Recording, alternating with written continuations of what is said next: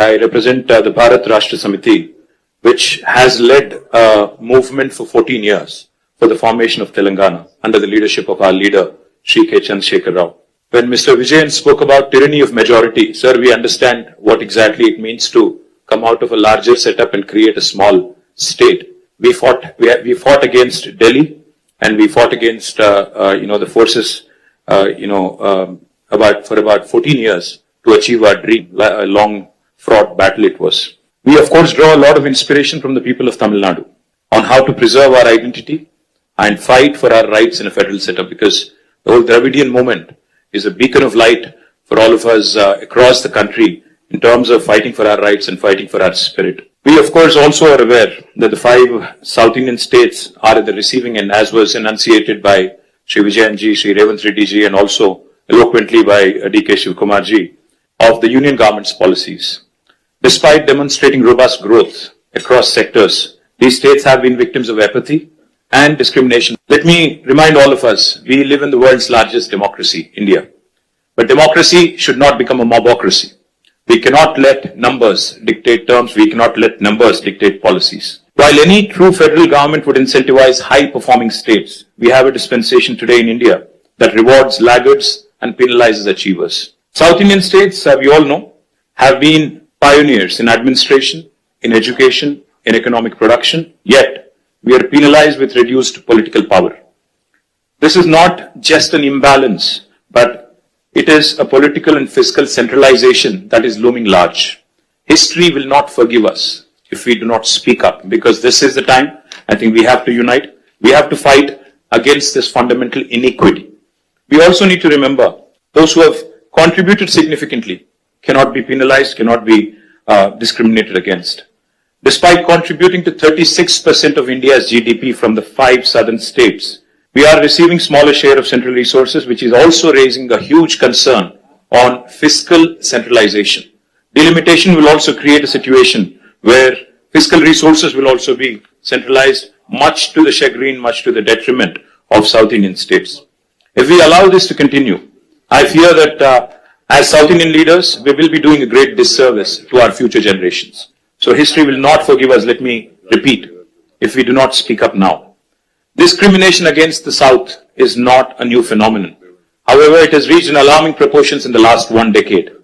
From forcible imposition of Hindi to projects like bullet trains only being confined to the northern part of India, union government's initiatives are clearly discriminating against the southern states.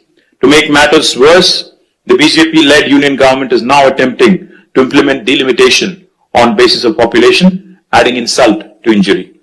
I'd like to begin by quoting a renowned jurist who once famously said, "A true federation does not allow any region to dominate another, nor does it permit the dilution of democratic representation based on transient factors." So if Lok Sabha seats are increased on population basis, it could prove detrimental not just to South India but also to our friends from Punjab. If not approached cautiously, if not approached with utmost caution, this could impact India's federal balance and heighten regional disparities. We all are Indians first, and then I think we have sub-regional identities, and we cannot have that be challenged.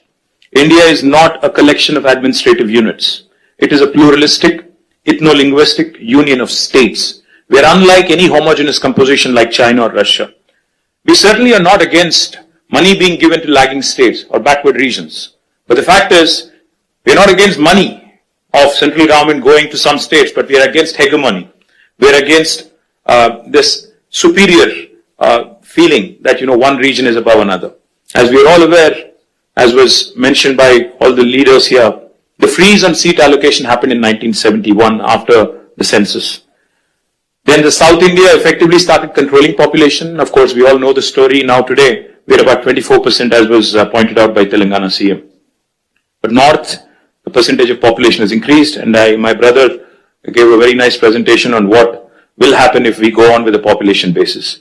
The only point I would like to make here, if seats are redistributed purely on pro rata population basis, states that have failed to control population will be rewarded, as was put eloquently by Vijayan sir.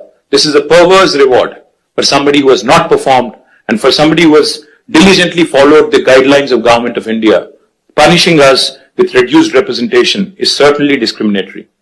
India's democracy must be built on progress, governance and economic contribution, not just population. A fair system should reward progress and encourage development in lagging regions.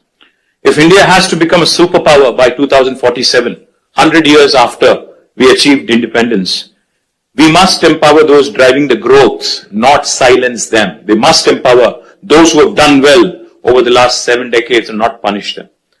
Why do we not trust the words of Union Home Minister who says it will be pro rata and nobody will lose representation? I'll give you a classic example of Telangana.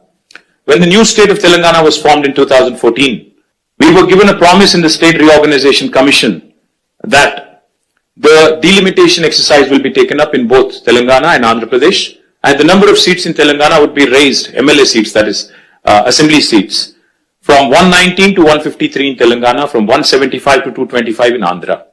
11 years since then, and it's an act of the parliament, but no action has been initiated because it is inconvenient for BJP to increase the seats. Where it is convenient for them in Jammu and Kashmir and Assam, they've gone ahead and conducted delimitation. Where it is inconvenient for them in Andhra and Telangana, they've kept it aside. Why do we not trust them? Because, their action, their history speaks otherwise. Today, the union government has indulged in cesses.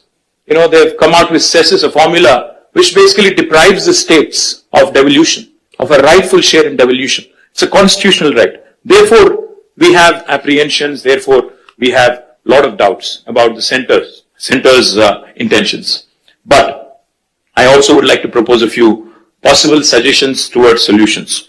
If the central government is determined to proceed with delimitation, I think as Stalin sir put it, fair delimitation is the ask. It should be fair, it should be just, and Dr. Baba Saheb